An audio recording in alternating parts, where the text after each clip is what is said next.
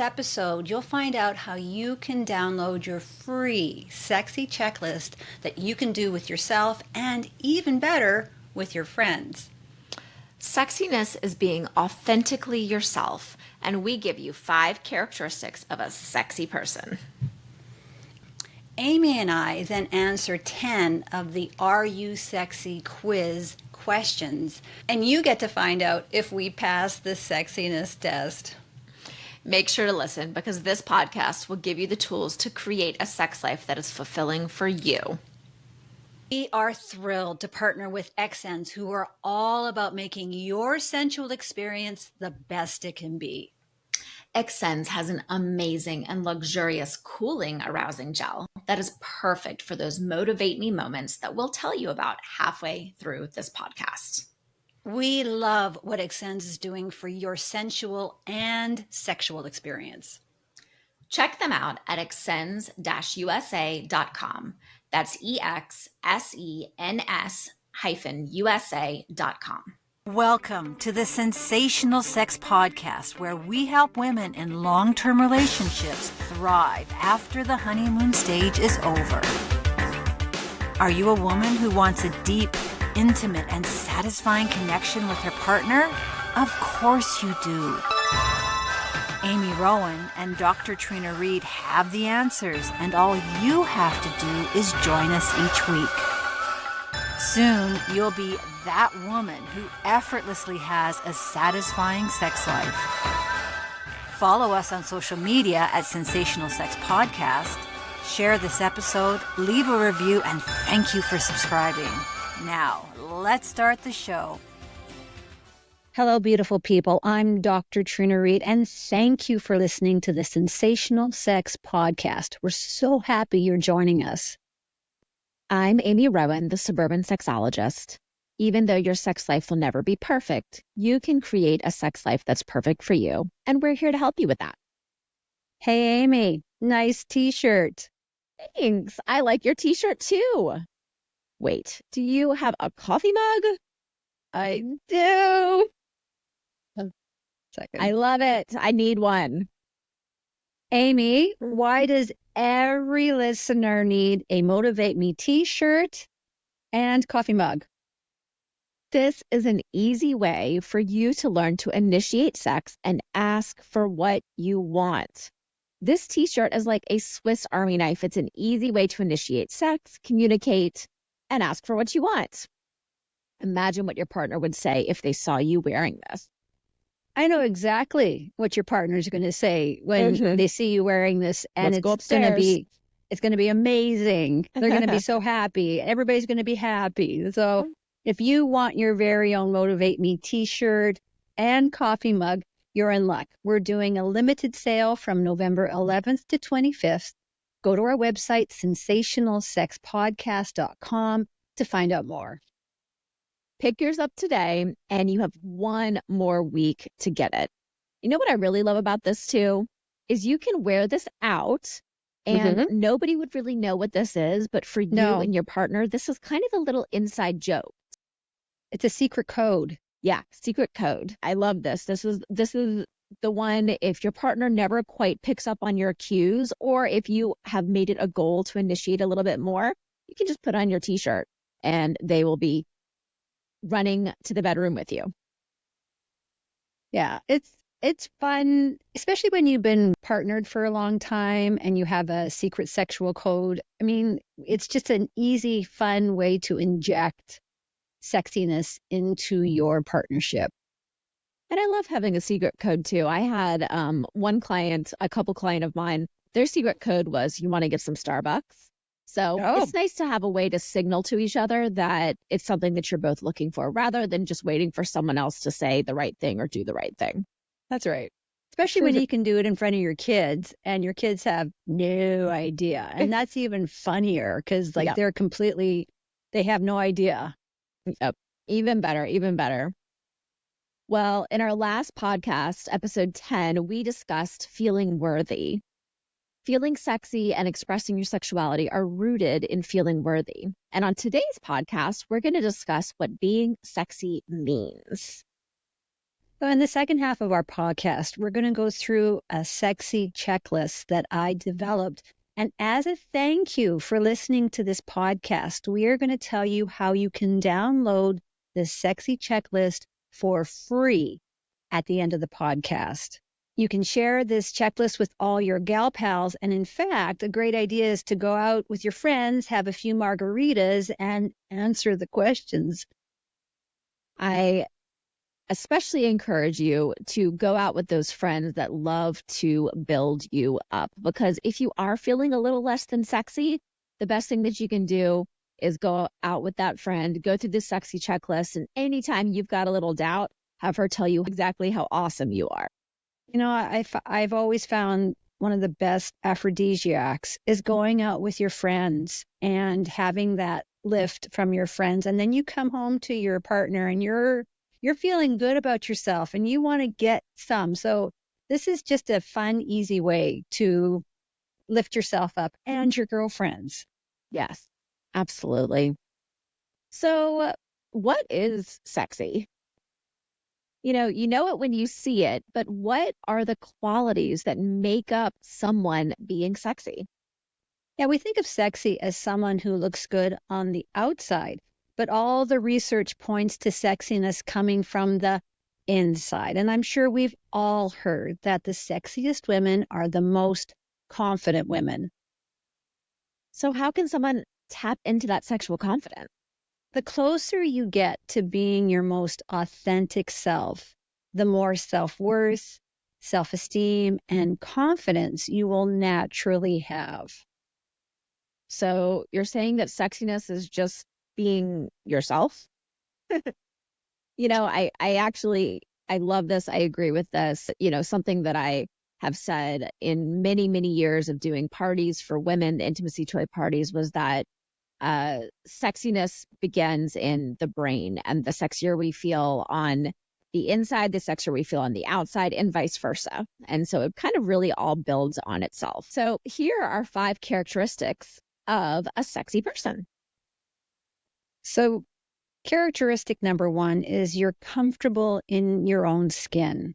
Psychologists have known for decades that simply believing you are attractive increases your desirability by others regardless of your physical appearance. Research predicts that one of the reasons confidence is so sexy is because it's hard for us to judge the value of a potential partner right away. We assume that people know themselves best, so we use their self-confidence or lack of it as a gauge of how valuable they actually are as a partner. The second characteristic of someone who is sexy is that they know how to make other people feel good. Someone who can make us feel good lights up the reward pathways in our brain, and it motivates us to want more. And this makes people want to share more of themselves with other people. Charming people are charming because they are very interested in you. That's the truth. The third characteristic is you know your worth. People who know their own worth are selective about who they give their time and attention to, which means they will naturally be less available to someone with low self-esteem. The next characteristic is that you have a great time. Studies found that people with fun and a great sense of humor were more successful romantically.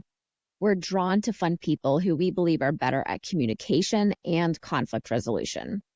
And research validates that people who choose a more agreeable partner cope better with difficult life circumstances and have higher levels of relationship satisfaction. The next characteristic is you have the courage to be vulnerable.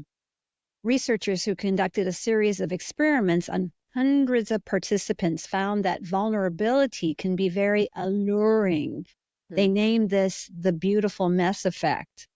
And I think it's because we love seeing the raw truth and openness in other people because vulnerability is incredibly humanizing. And vulnerability is so scary, I think, for a lot of people to open themselves up. Why do you think that is? So the base of authenticity and vulnerability is getting over the feeling of rejection. So if I put my real self out there and I'm vulnerable with you, you're going to reject me. And that's a really hard thing to get over. And yet, as the studies show, when you can just be yourself and you can be your most vulnerable, that is the most alluring and sexy. So I think the reason that vulnerability and authenticity are so highly regarded is most people aren't brave enough to allow themselves to be authentic and vulnerable. Yeah, I think that especially in this world of social media and scrolling and everything looks so perfect, and we just see this impossible standard of perfection everywhere. We see it, the perfect mom and the perfect house and the perfect body and the perfect boyfriend and the perfect vacation and all of that. And so many people strive for that, want that, and want to be that for their partner. And so being vulnerable, admitting weaknesses, saying, I don't know this, I don't understand this, is admitting that you're not perfect, which of course nobody's perfect, as we all know. Yet actually saying that out loud, actually admitting that can feel, again, so difficult. I think everyone has had some experience in the past where they were rejected or felt like a failure for not being perfect or not meeting some standard of whatever that was. And so I think that there's probably some micro traumas held inside. And it just takes a lot of trust to be able to open up and say, I'm not perfect. I don't know how to do this. I don't know what I'm doing. Can you help me? Can you support me through this? And I also think when you've reached a place where you're comfortable with your authentic self and you're being vulnerable, you're less self-absorbed, meaning you can put your attention on other people, so one of our characteristics was people find you agreeable and charming because you're interested in them. You're not necessarily self-absorbed. Also, you're a lot more fun to be around because you're not worried about what other people are going to think about you. So all these characteristics coalesce into this idea of, if you just can be yourself. And I know everybody's heard this, but if you can just be yourself, that is the most sexy. Yeah. I had a memory as we were talking through this of way back in my early 20s when I was going out dancing at clubs and things like that. And I used to just go walk in and listen to the music and kind of hang out on the sidelines and watch. But I think I would just, I wasn't purposefully trying to do it, but I would just like sort of watch and not look interested. And I was just sort of observing, watching, and start dancing and stuff like that. I remember one night I just decided I was going to plaster the biggest smile on my face while I was dancing. And because I was like, I'm just going to smile. And it was a smile that I was feeling, but I was like, I'm also going to kind of purposefully smile just to see what happens. I had so many guys hitting on me that just because I was smiling, the only difference between that night and any other night was that I looked like I was having a really, really good time. And so many more people wanted to come be a part of that than I suppose maybe the more aloof or whatever look that I was giving previously. And I remember noting that and thinking, oh, well, isn't that interesting? Just looking like I'm having a really good time. And then, of course, that led to me actually having a good time. So there's a little bit of a fake it till you make it sort of, but if you act like you're having a really good time, then you can actually really let go of a lot of that other stuff and start having it. Yeah, that's a great example. And I was the person at the bar dancing on the tables, but that's another story. That's another life. My kids don't need to know that. Oh, I know. There's some things. I mean, I don't think our kids are going to be listening to this podcast, but yes, there's definitely some things we can keep to ourselves there. The past. And now, a word from our sponsor. What happens when you're not in the mood for sex and your partner is giving you the look? Instead of feeling pounced upon and not into it, you need to have a contingency plan. So initiation rituals will help to wake your body up in its arousal. And the best part is it only takes a minute. Hi, I'm Amy Rowan, the suburban sexologist from the Sensational Sex Podcast. And I'm Dr. Trina Reed, and a big thank you to XSens for bringing you these sensual arousal tips. Has there ever been a time in your relationship when your partner was giving you that look? You know the one. Or maybe they were rubbing your leg or nuzzling your neck and you knew what was on their mind, but it was the last thing on yours. Well, Amy, I've been married for 22 years, so what do you think? Exactly. We have all been there. And sometimes we just need a little motivation to get from to yeah. And that's where you need to grab the Excen's cooling arousal gel from your bedside table to give you a cooling zap of arousal. Now, you might be asking if arousal gel actually works. And I'm an academic, so I want to know if it actually works too. So, in one study, which included 500 sexually active heterosexual women between the ages of 18 and 59, 79% of respondents noted that the arousal product met or exceeded expectations. 78% of respondents reported increased sensitivity in their genital area, and of these, over 90% believed that the gel made their intimate experience even better. and most agreed that the gel enhanced arousal, orgasmic intensity, pleasure, and satisfaction during their sexual activity. The best part, it's super easy to use. Apply a small drop to your clitoris, penis, nipples, or anywhere that cooling is desired to discover intense and explosive sensations. And here's my pro tip. Cooling arousal gels are super strong. So just use one little drop to start. You can always add more. And the best thing is there are up to 100 applications per bottle. This is best to apply yourself because partners can sometimes get carried away in the heat of the moment and they might think it's a lubricant. So keep this on your side of the bedside table. So there are 3 body safe and flavored arousal gels to choose from. There's raspberry mint, hot vanilla espresso, and the award-winning ginger lychee. And best of all, it's body safe, vegan, paraben free, condom friendly, and there are no petroleum based ingredients. That's amazing. So, and it gets even better.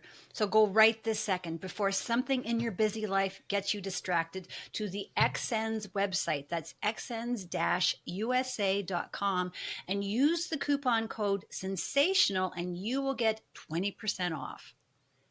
Are you curious to see what a cooling sensation can do for your sensual and sexual satisfaction? Of course you are.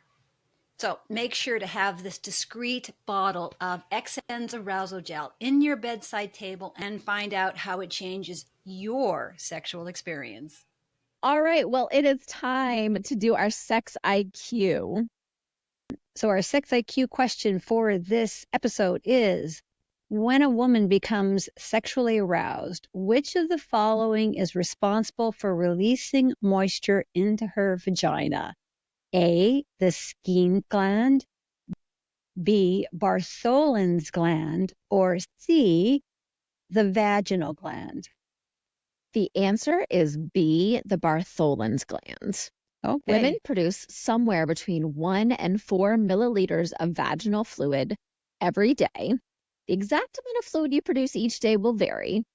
This wetness helps keep your vagina clean, and it also provides lubrication to protect against tearing and injury. Most vaginal fluid is made primarily of water, along with some salts like phosphate and sodium chloride, organic compounds such as lipids and amino acids, antibodies that help reduce the risk of infections, and old cells from the lining of the vagina, uterus, and cervix. So as you become aroused, blood flow to your genitals increases, and this is going to trigger the release of fluid from the cervix and the Bartholin's glands. And this provides lubrication during sexual activity.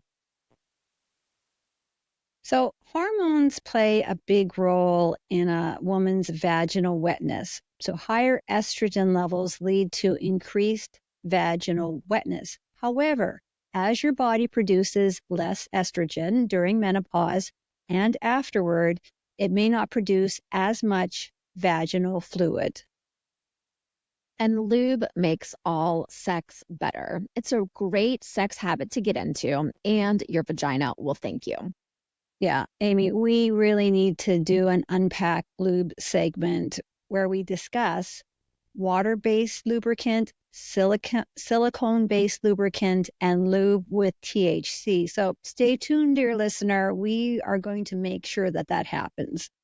Absolutely. One thing that I've always said is all lubes are not created equal, and you can't use the same lube for all activities. So a lot of times people get frustrated with their lubricant because they're not using the right lube for whatever activity they're engaging in. So I'm looking forward to diving into that. Lube is definitely a topic that I love to teach and talk about because there's a lot of misinformation out there.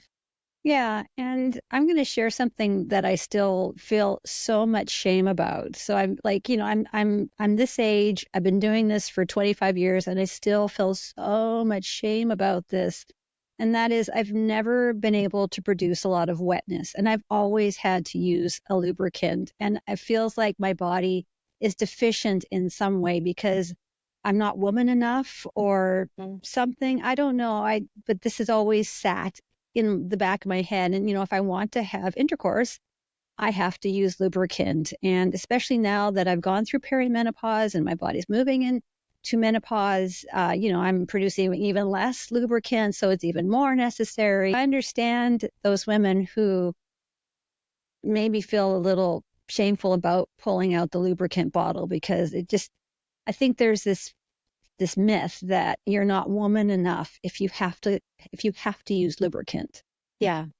Well, maybe I can help dispel a little bit of that shame for you because, in all of my years of doing intimacy toy parties, I always said that every time you have any sort of penetration, my joke was always, even if you're the wettiest wet girl of all time, you should still use a little bit of lubricant because it does protect that delicate vaginal tissue. And some people do get wet very quickly. Some people takes a lot more time. And all of that is normal. And really the most important part is to use some lubricant to help with that comfort. Now, the other thing that I've always shared too, which is important, is sometimes people use lubricant incorrectly in a way to speed things up. And wetness and arousal are two different processes. So some people are using lubricant to get things wet so that they can go ahead and penetrate, but that woman has still not experienced full arousal yet. And increasing wetness is not going to speed up arousal. So even if you are using some lubricant to increase comfort, it's still important to go through the process and making sure that she is experiencing full arousal so that she can obviously experience all of the pleasure that her body is capable of. And just to add to that, I'll do this really quickly. So an unaroused vaginal canal is a collapsed tube. And similar to the penis, you need blood to engorge this tube so it opens up and becomes a tube. And if you are trying to have sex, a quickie sex with a collapsed tube, it's going to affect your vaginal tissue. That's why it's so important as best you can to incorporate foreplay and make sure that you are a bit aroused so that your vaginal canal starts to form into a tube. Yes, thank you for sharing that. I've always described it as a vaginal barrel, so it's a similar concept. And I think once people have a better understanding of the anatomy, then it starts to make a lot more sense. So I'm really glad that you gave that analogy. So this is the part of the podcast where we are going to put on our sexologist hats. And what we discussed were big ideas, but how can you start being sexy today? It starts with an awareness. That's right. So when I shared that vulnerability with you, like I had this awareness of that shame, and that really helps me disassemble that shame. So to help you figure your sexy out, we're going to go through this sexy checklist that I developed. And at the end of the podcast, we're going to let you know how you can download your very own sexy checklist quiz to do with yourself and share with your friends. This is making me flashback to all of those teen and Cosmo magazine quizzes that I used to do like way back when. Oh, so fun. You're talking to your friends and they're sharing their stuff and you're thinking, oh, that sounds good, or that sounds like something I wouldn't want to do, but good for you. Like you're hearing everybody's different perspectives. And I think that really opens up your mind as well. Absolutely. Definitely download this and bring it to your next ladies' night. So let's try the sexy checklist together. Are you ready? I'm ready. Okay. Number 1, I get out and socialize with friends regularly. So I do this. Yeah, I know you are a natural. You have so many girlfriends. I am, so when I'm working, I'm an extrovert. When I am at home, I am an introvert. And I developed some very poor habits over COVID. And I was writing my books and I was isolating and I just stopped being with friends. After I came out of COVID, I realized that I needed to get out and start socializing with friends again. So I've been slowly getting back into the game. And it's amazing how that is so helpful to my own self-esteem, getting out with these friends again. Yeah, I am a natural extrovert, but I think also like most people, COVID, we all got very used to being in the house. And so I think more of my introverted side came out then, which wasn't necessarily a bad thing, but I definitely gain a lot of energy and satisfaction and joy when I am out doing things with friends, with my husband. I just like to be out of the house, honestly. So that's certainly something that I can say yes to. So you got a big check for that one. Yes.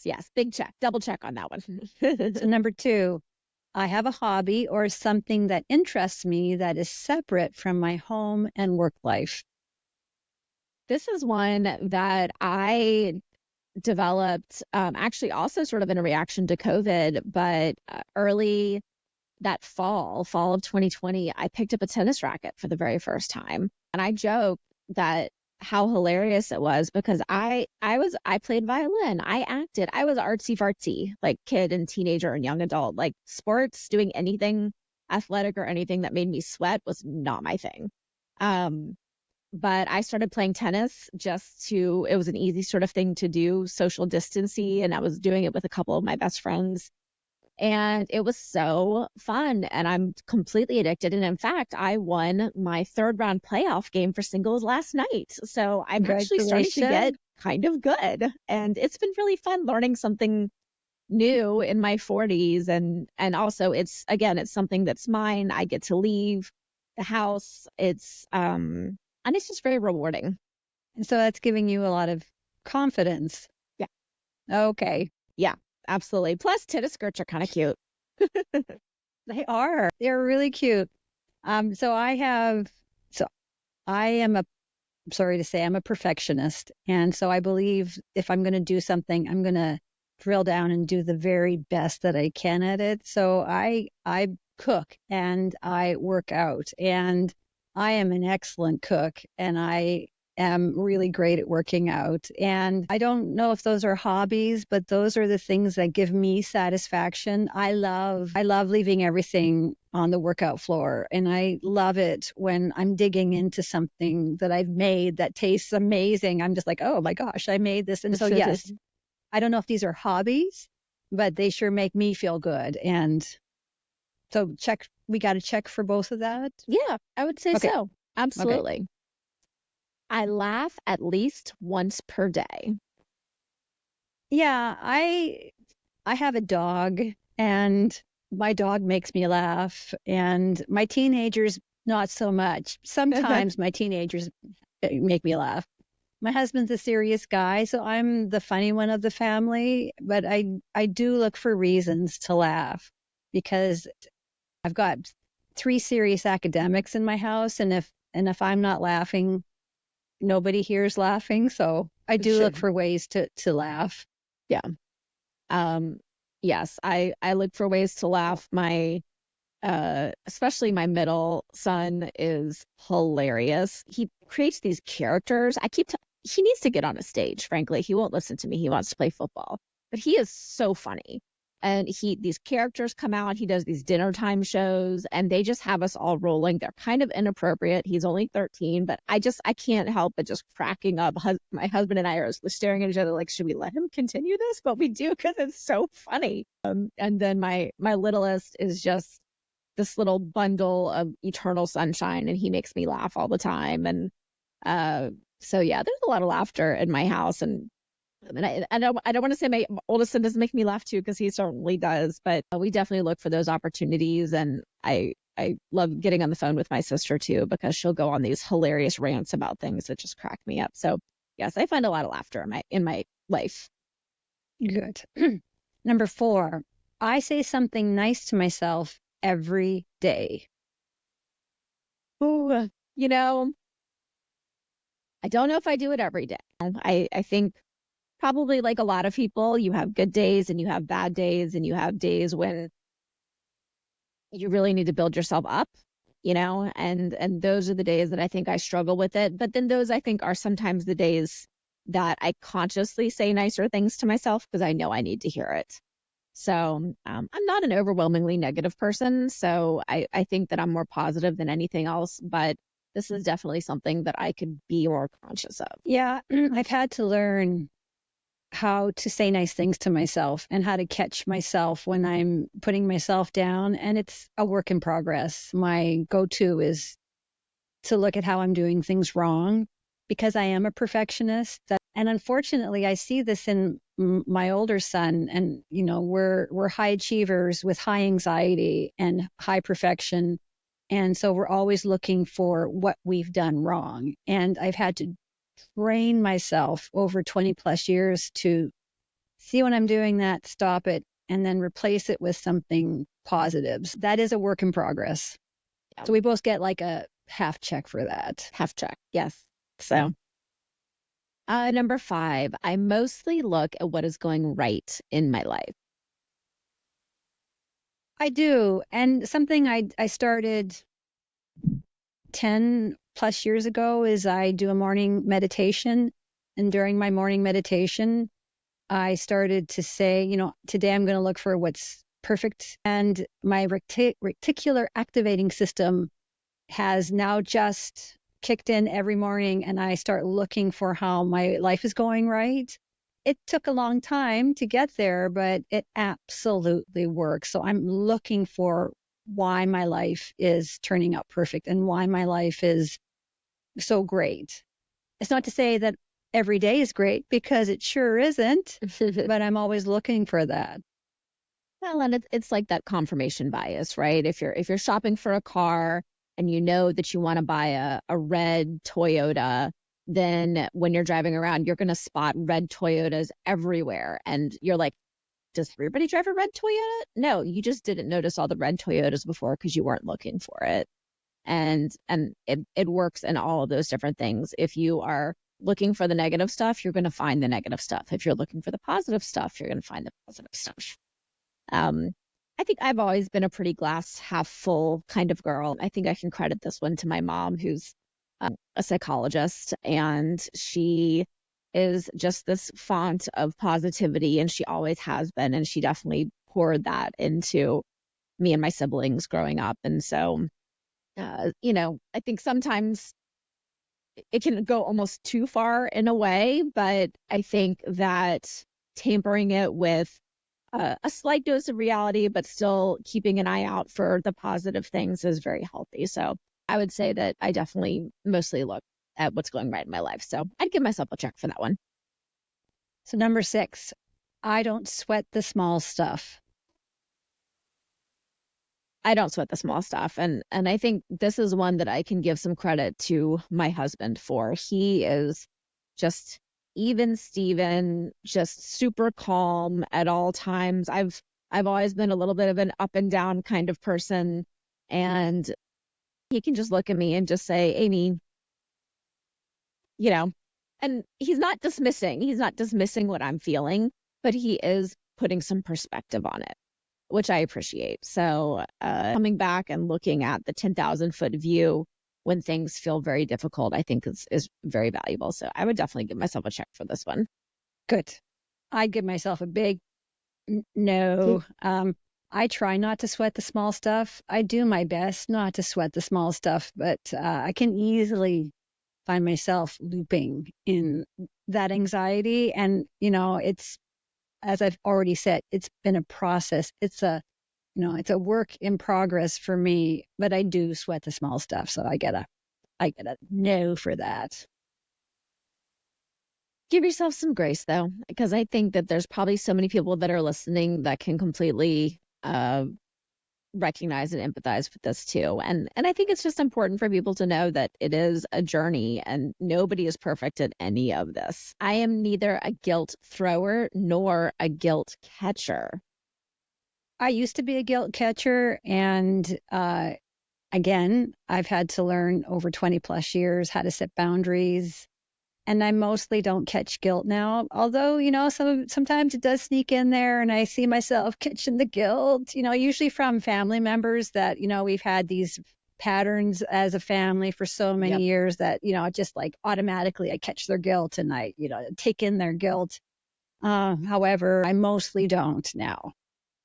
I think family patterns are very important to identify here because I think that it is something that is passed down. And I know that there was much more of, it was guilt throwing that came from my dad's side of the family and I know early in my relationship, I know that I did a lot of guilt throwing at James, which wasn't fair to him. And we actually broke up for a period of time, not specifically just because of that, but I'm sure that that was a piece of it.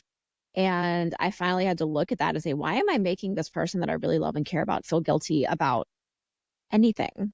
And it was silly stuff like going out with friends. It was immaturity, right? We were very young, but and I had to look at that and stop doing that because that wasn't fair to do to him. And guilt catching, as a mom, as a woman, it's hard. It's hard not to do it. And catch the guilt. It's just you feel it in all these different directions. And I feel like actually it's been a little more challenging for me recently as I've been working more and more and still balancing I'm still very much a full-time mom, and I also have some really big ambitions and aspirations, and I'm very passionate about my career and helping people. And it's very hard to do both of those things. And it was easier when I was more focused on being a mom because I could just say, oh, well, this is sort of something that I'm doing a little more on the side. Hobby. Yeah, a hobby that makes a little cash on the side, but now it's starting to get real and And I want it to, because I have a huge drive and passion to help people. So it's hard to balance that. So I struggle with that more now, I think, than I did the guilt catching. Guilt throwing, I'm much better about. Good. Question 8 is, I exercise, eat healthy foods, and drink tons of water. Ooh, I go up and down on this one. I would say right now I'm not doing great. You gotta. Yeah. Like 6 months ago, I would have given myself some good. This is a eternal roller coaster for me because I am very much, especially with this, I am all or nothing. When I'm eating well, I naturally start exercising, or when I'm exercising, I naturally start eating well. They go hand in hand for me.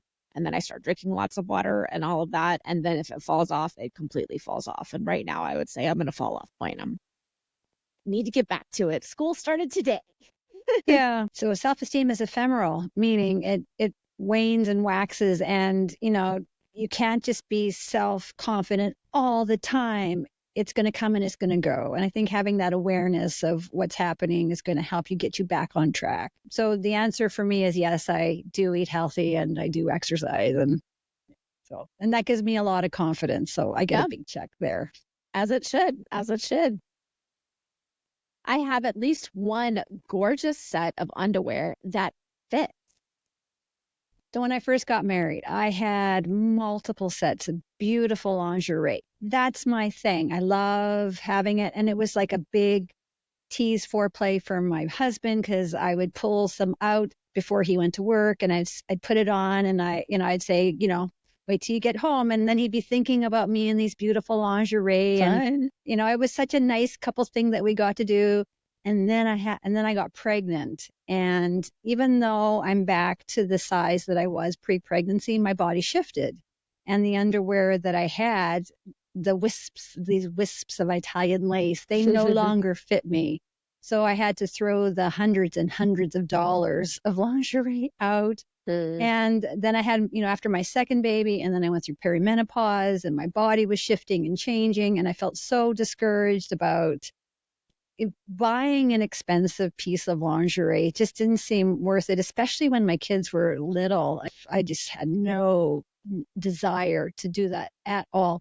So now I'm getting back into buying the beautiful sets of lingerie, and it's so much fun. I just love it so much.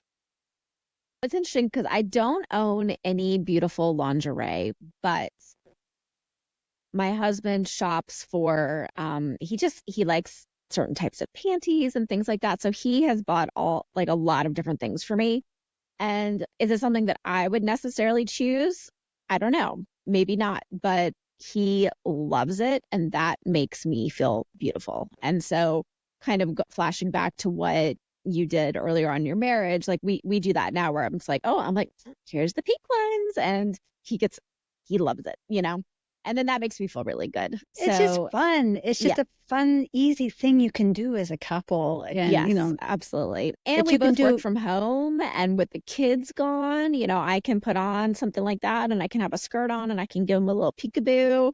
And, and he's like on a conference call, and I'm like, I'm so sorry you're on that conference call. Like, I want to go upstairs. So it's fun. It's bringing that playfulness back into it. So yeah, I'll give us a check for that. It's not necessarily a set of underwear, but I would say it qualifies. So I think we've answered question 10. So if you said yes to number 9, that you do have a good set of lingerie, I wear this gorgeous set of underwear at least every couple of months. Pull it out of the drawer. Pull it out of the drawer. It doesn't do anyone any good if it's stuck in the back of your drawer. And something a lady said to me a few years back is, even if your underwear is really uncomfortable, you don't have to wear it for very long. So it's not like you have to wear it like all day under your clothes. You know what I'm saying? If it's that kind of underwear that's scratchy, or not that I'm promoting scratchy underwear, but I'm just saying if it's not the most comfortable fit, it's not going to be on you that long. So pull it out. Yeah, absolutely. So when someone gives me a compliment, I look them straight in the eye and say, thank you. I feel great.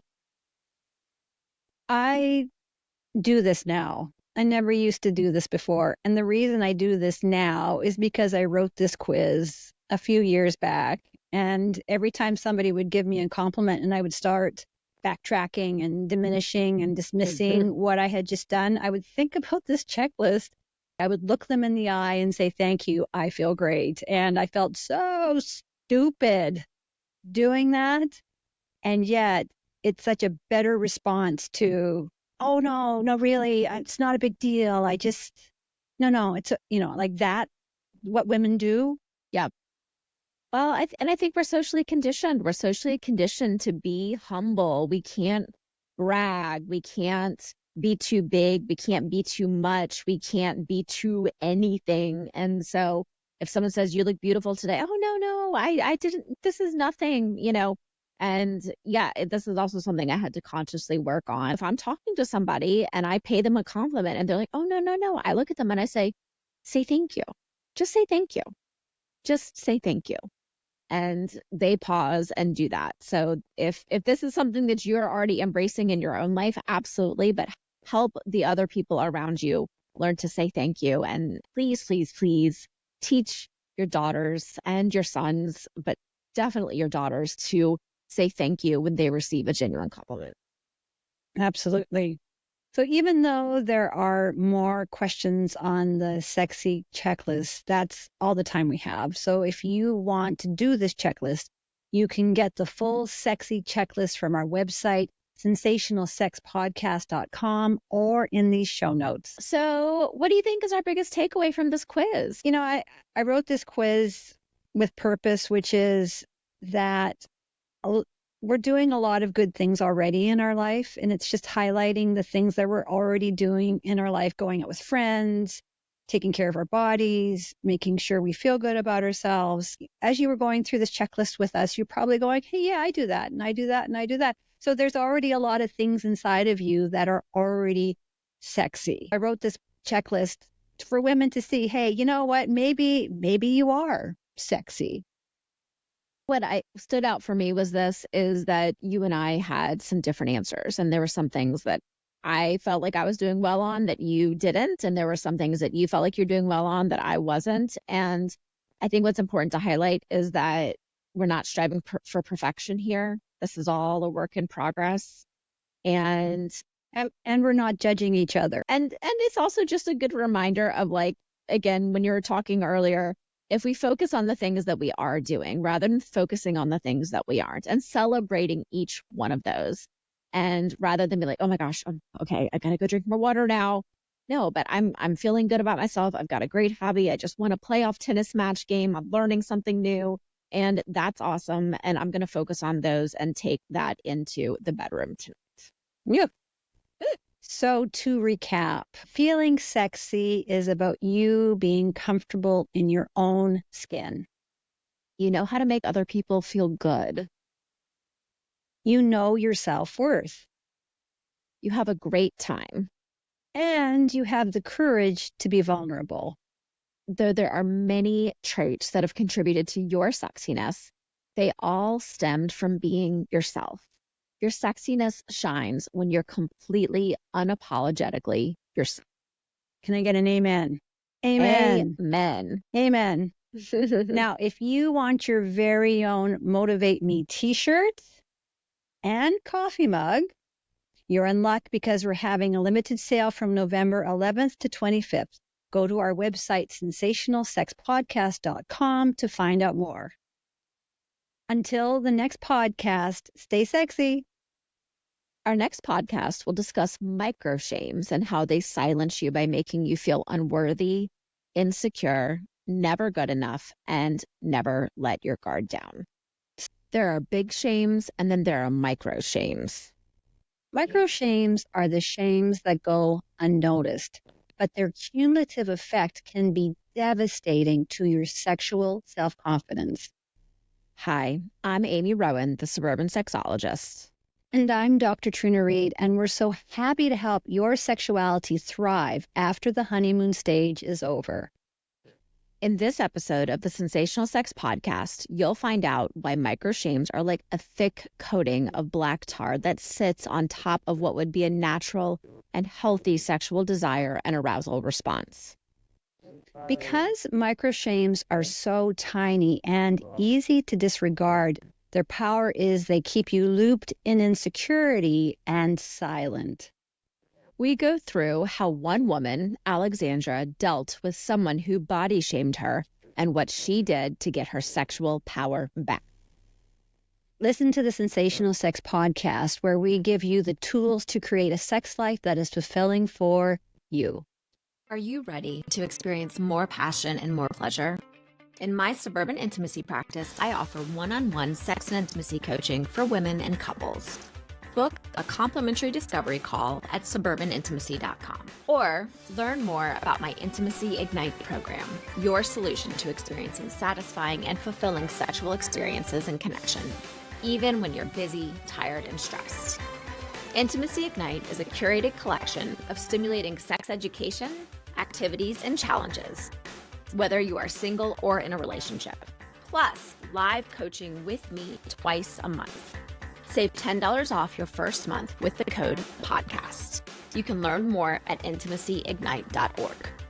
Is more fulfilling sex on your mind but not in your bedroom? Then go to trinareed.com to get your free copy of the Sex Bootcamp Masterclass. While you're there, check out my award-winning fiction book, The Sex Course, that went to #1 in its Amazon category 3 days after launch. Both the Sex Course and Sex Bootcamp Workbook are available in audiobook. If you want to hang with groovy, like-minded, sex-positive women, then join my online courses and the Success Community. It's your time to create the sex life of your dreams. It all starts at trinareed.com. Did you love what you learned today? Share this episode with someone who needs it. Friends don't let friends have bad sex. Leave a review for this episode and follow, like, or subscribe on the listening app of your choice. We love hearing from our listeners. Email us at sensationalsexpodcast@gmail.com. You can follow us on all social media platforms at sensationalsxpodcast and join our mailing list at sensationalsexpodcast.com.